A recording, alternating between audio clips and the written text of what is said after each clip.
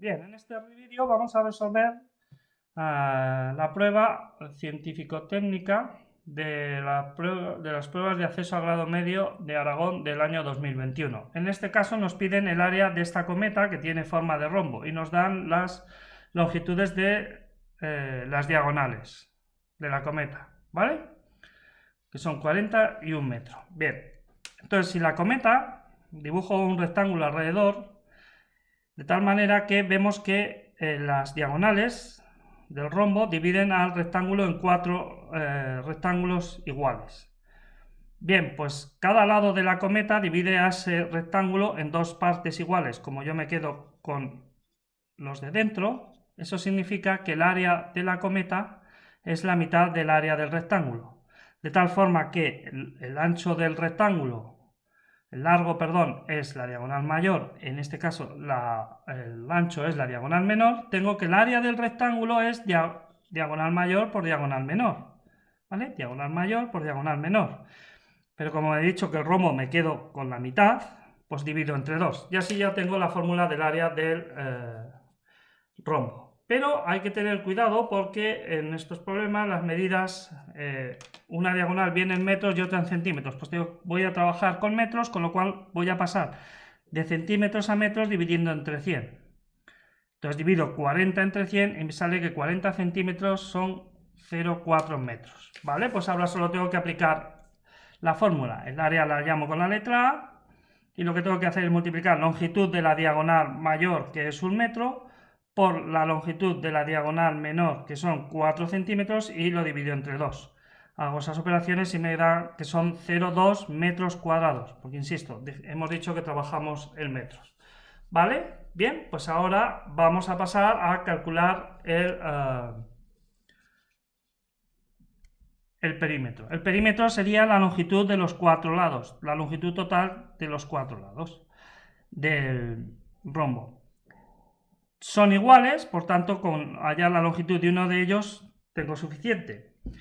Y para hallar la longitud de uno de ellos me fijo que un lado del rombo junto con la mitad de una diagonal y la otra mitad de la mitad de la otra diagonal forman un triángulo rectángulo, que es lo que tengo aquí.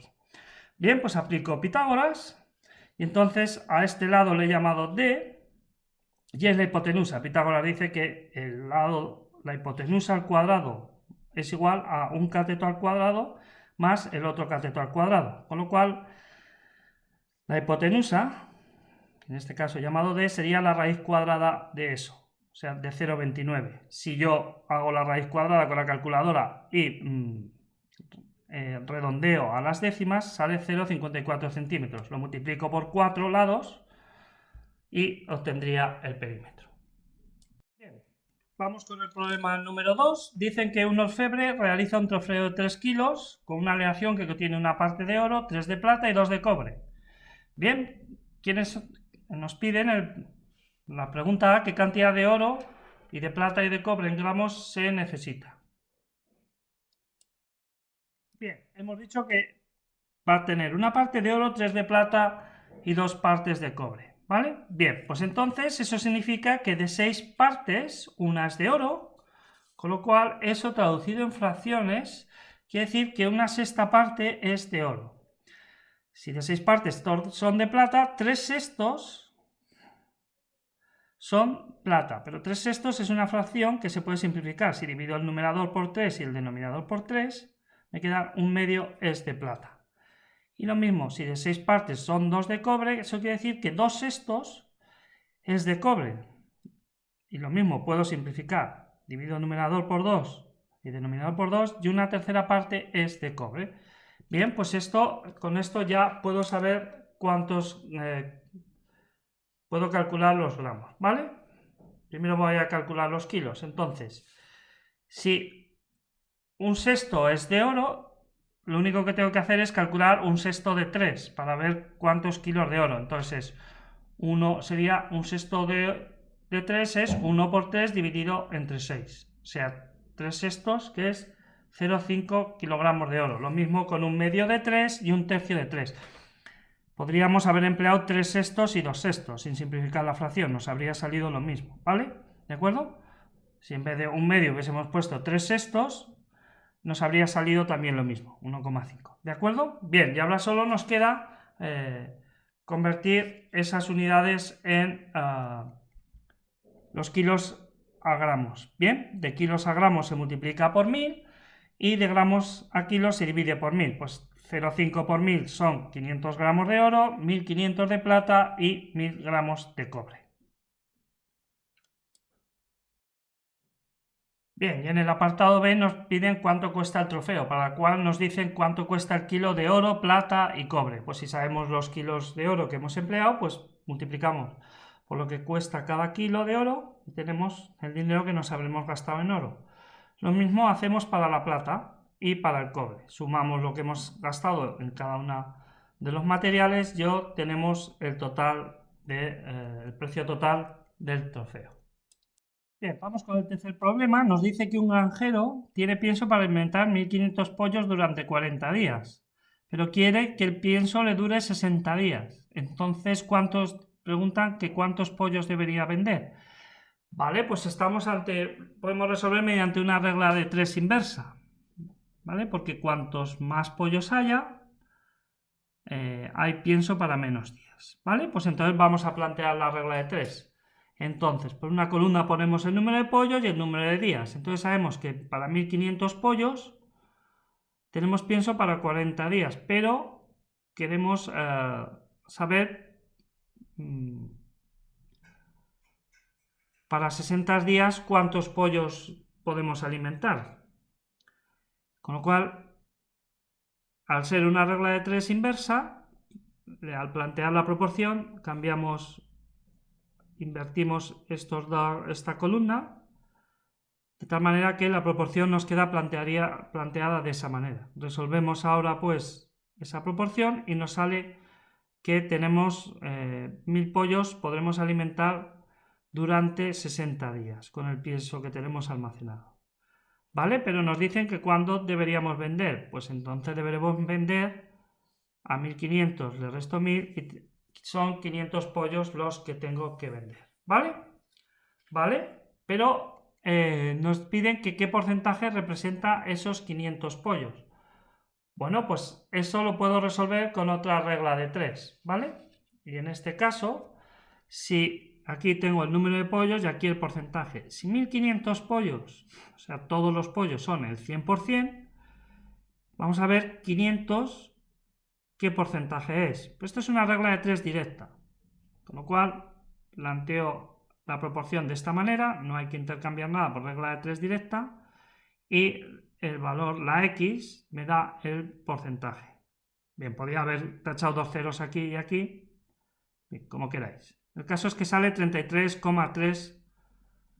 No pongáis aquí el símbolo del porcentaje, porque el porcentaje es dividir por 100, lo ponéis con una flecha y aparte. Entonces el 33,3% representan esos 500 pollos. ¿Y a qué precio los tengo que vender para ganar 3000 euros? Entiendo que entiendo por ganar que dice para sacar de la venta de esos 500 pollos. Pues si quiere obtener 3000 euros de la venta, dividimos 3000 entre los 500 y sale que tiene que vender a 6 euros cada pollo. Bien, vamos con el problema 4. Dice que el abuelo de Juan quiere repartir 170 euros entre los nietos y entonces le dice que al nieto mayor le da el doble que al menor y al mediano 10 euros más que al menor. ¿Qué cantidad le corresponde a cada uno de los nietos? Bien, pues vamos a resolverlo mediante una ecuación y entonces vamos a elegir a X que le va a dar X el dinero que le da al nieto menor, ¿de acuerdo? Con lo cual queda muy fácil después hallar lo que le da a cada uno, porque si al nieto mayor le da el doble que al menor, serán 2X, y si al mediano le da 10 euros más, al mediano le estará dando X más 10. Bien, pues ahora ya solamente tengo que plantear la ecuación, que es no otra cosa que lo que le da al nieto mayor más lo que le da al menor más lo que le da al mediano es el dinero que reparte. Esa es la ecuación, ¿vale? Bueno, pues resolver esta ecuación es muy sencillo. Sumo todo lo que lleva X, lo que no, o sea, luego el 10 lo paso al otro lado restando, y luego el 4 lo paso dividiendo, de tal manera que la X sale 40. Como X hemos dicho que es lo que le daba al menor, pues son 40 euros lo que le da al menor. Al mayor le da el doble, 80, y al mediano 10 euros más, que son 50. Bien, vamos con el último problema, que es el de estadística. En este caso nos dan 20 datos. ¿Qué son esos 20 datos? Son los libros que han leído durante el verano los alumnos de la clase de literatura. Vale, pues esos datos se trata de ordenarlos en una tabla de frecuencias. Entonces nos dicen que completemos esta tabla de frecuencias. Muy bien, pues entonces en la primera columna nos dicen que tenemos que poner el número de libros. Vemos que el número de libros varía entre 0 y 4, ¿de acuerdo? Pues entonces pondríamos 0, 1, 2, 3, 4, ¿vale? Ya tendríamos la primera columna. La frecuencia absoluta, en este caso, es la columna, hay que rellenarlo con el número de ceros que aparecen aquí. O el número de unos, el número de doses, el número de treses y el número de 4. Es decir, el número de alumnos que han leído 0 libros. Sería, ¿de acuerdo? Entonces contamos el número de ceros y salen 4 ceros. 1, 2, 3, 4. 4 alumnos han leído 0 libros. Lo mismo haríamos con el 1, con el 2, con el 3 y con el 4. ¿Vale? Y al final, la suma de esta columna nos tiene que dar la de los 20, porque son los 20 alumnos, ¿de acuerdo? Porque si eso es el número de alumnos que leen 0, que leen 1, que leen 2, que leen 3, que leen 4, la suma de todo son los 20 alumnos. ¿Qué es la frecuencia acumulada? Bueno, mira, ¿cómo se completa la columna de la frecuencia acumulada? Pues mira, el primer celda es el primer dato, o sea, la primera frecuencia absoluta, ¿vale? Para hallar la segunda, lo que tengo que hacer es 4 más 5 y lo que me dé es 9. 9 lo pongo ahí. Ahora hago 9 más 5, o sea, siempre es 4 más 5, 9. Ahora 9 más 5, 14. 14 más 4, 18. 18 más 2, 20. ¿De acuerdo? Así es como se rellena la columna. El primer es la primera frecuencia absoluta y luego ya puedes rellenar. 4 más 5, 9, 9 más 5, 14, 14 más 4, 18, 18 más 2, 20. ¿Qué significa la frecuencia absoluta? Pues significa, por ejemplo, 14, este 14 significa que hay 14 alumnos que han leído 2 libros o menos. O sea, que han leído 2, 1 o 0. Este 18 significa que hay 18 alumnos que han leído 3 libros o menos, ¿vale? Y ahora vamos con la frecuencia relativa. La frecuencia relativa se obtiene dividiendo la columna de la frecuencia absoluta por el número de datos. ¿De acuerdo? Entonces, divido 4 entre 20 y obtengo la primera frecuencia relativa. Y volvería a hacer lo mismo. Divido 4 entre 20, 0,2, 5 entre 20, 0,25, 0,25 otra vez, 0,2 y en este caso 0,1. Y la suma de esta columna te tiene que dar la unidad, ¿vale? Si no, nos hemos equivocado.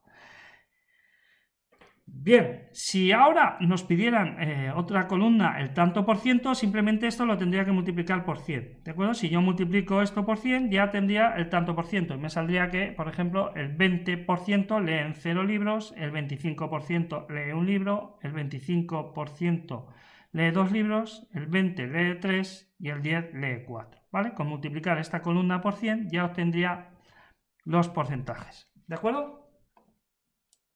Bien, ahora nos piden en el apartado B calcular la media. Bien, nosotros estamos familiarizados con calcular la media de las notas. Imaginaos que estas 20 fueron notas que están en exámenes, que te habéis hecho 20 exámenes que se califican que tienen 4 preguntas, por ejemplo, se clasifican del 0 al 4. Ya habéis sacado estas 20 notas. Para ver las 20 notas, la media, sumaríais las 20 notas y dividiríais entre 20, ¿no?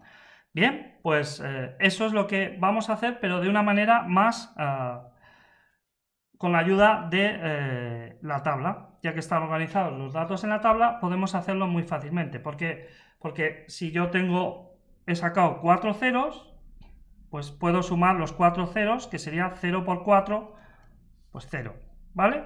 Si he sacado 5 unos, pues sería 5 por 1, tendría 5 puntos que he obtenido en 5 exámenes. Si en otros 5 exámenes he sacado un 2, pues multiplico 5 por 2 y son 10 puntos. Si en 4 exámenes he sacado un 3, multiplico 4 por 3, 12. Y así con el último, ¿vale? ¿De acuerdo? Entonces ahora lo que hago es, si sumo la columna, obtendría la puntuación que he sacado en total. Estos serían los puntos que he sacado en total, ¿vale? Bien, pues ahora para calcular la media, simplemente tendría que dividir los puntos que he sacado en total por el número de exámenes y me saldría que de media he sacado 1,75. Bien, bueno, pues esto que lo he hecho como si fueran notas, pues es lo mismo con los libros, ¿de acuerdo? ¿Vale? Es la misma idea. Entonces, nos sale, en este caso, interpretaríamos que el 1,75 son los libros que ha leído cada alumno de media, ¿vale? Han leído 1,75 libros. La media se designa con esta letra X y una rayita encima, ¿vale? Bueno, y ahora vamos a elaborar el diagrama de barras. Pues bueno, el diagrama de barras, ¿cómo se hace? Pues ponemos en esta, aquí, en la barra vertical, en el eje vertical, ponemos el número, las frecuencias, ¿de acuerdo? Que sería frecuencia 1, 2, 3, 4, 5, ¿vale?